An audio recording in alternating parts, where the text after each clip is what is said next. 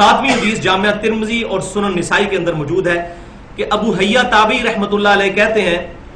کہ سیدنا علی رضی اللہ تعالیٰ عنہ نے ہمیں ایک دفعہ مکمل وضو کر کے دکھایا پریکٹیکلی، جس میں آپ رضی اللہ تعالیٰ عنہ نے 3 دفعہ چہرے کو دھویا، 3 دفعہ پہلے ہاتھوں کو دھویا، پھر 3 دفعہ چہرے کو دھویا، بیچ میں کلی اور ناک والا بھی معاملہ۔ اس کے بعد آپ رضی اللہ تعالیٰ عنہ نے 3 دفعہ دونوں ہاتھوں کو بازوؤں سمیت دھویا، پھر پورے سر کا 1 دفعہ مسح کیا، پھر 3 دفعہ اپنے پاؤں کو دھویا۔ لہذا سیدنا علی سے بھی پاؤں دھونا ہی ثابت ہے، ہمارے پاس جو صحیح سند سے روایتیں پہنچی ہیں، یہ خصوصاً میں اہل تشیع کے حوالے سے بات کر رہا ہوں۔ اور پھر آپ رضی اللہ تعالیٰ عنہ نے وضو کا بچا ہوا پانی کھڑے ہو کر پیا۔ باقی آپ کو صحیح بخاری میں بھی اشارہ ملے گا، کرتا ہوں صحیح بخاری میں ایک حدیث ہے کہ حضرت علی رضی اللہ تعالیٰ عنہ کوفے کی مسجد میں نا نماز ظہر کے بعد احکامات سکھایا کرتے تھے، چونکہ کوفے میں آپ نے دارالخلافہ شفٹ کر لیا تھا، تو ایک دفعہ آپ نے لوگوں کو وضو کر کے دکھایا، اینڈ پہ انہوں نے وضو کا بچا ہوا پانی کھڑے ہو کر پیا اور کہا کہ میں نے دیکھا ہے کہ تم لوگ کھڑے ہو کر پانی پینے کو معیوب سمجھتے ہو۔ اب اس میں بڑے حیران کن بات ہے، وہ اتنی لمبی حدیث ہے لیکن اس میں الفاظ پتہ کیا ہیں؟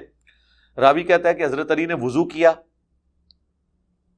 اس کے بعد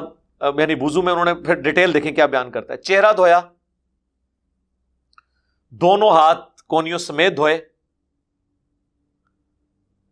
آگے آگے نہ راوی بھول جاتا ہے کہ دھویا یا مسح کیا،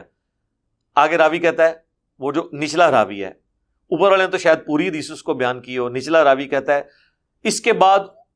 اسی طریقے سے انہوں نے ذکر کیا سر کا اور پاؤں کا۔ یار ایک لفظ اور ایڈ کر دیتا کہ سر کا مسح اور پاؤں دھونا، اور پھر اس کے بعد یہ ہے کہ وضو کا بچا ہوا پانی پیا، پھر لوگوں سے خطاب کر کے کہا کہ تم لوگ معیوب سمجھتے ہو، حالانکہ میں نے اتنی لمبی حدیث میں ایک جملہ کام کرنے کی کیا ضرورت تھی راوی کو؟ اس سے کوئی حدیث چھوٹی تو نہیں ہو جانی تھی؟ حضرت علی کی اپنی باتیں نقل کی ہوئی ہیں جو نبی علیہ السلام کے وہ ریفرنس سے بیان کر رہے ہیں،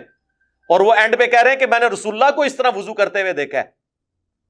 اس میں راوی جب وہ پاؤں کا اور سر کا ذکر آیا نا تو کہتا ہے اسی طریقے سے راوی نے پھر سر کا اور پاؤں کا ذکر کیا۔ کیا ذکر کیا؟ اسی طریقے سے ذکر کیا، تو اس کا مطلب ہے سر دھویا، تو وضو میں تو نہیں دھویا جاتا۔ اب اہل تشیع کہتے ہیں کہ یہاں پہ مسح ہی تھا، وہ راوی نے اس کو سکپ کر دیا۔ مجھے بھی بعض اوقات شک پڑتا ہے کہ شاید ایسے ہی ہوا ہو۔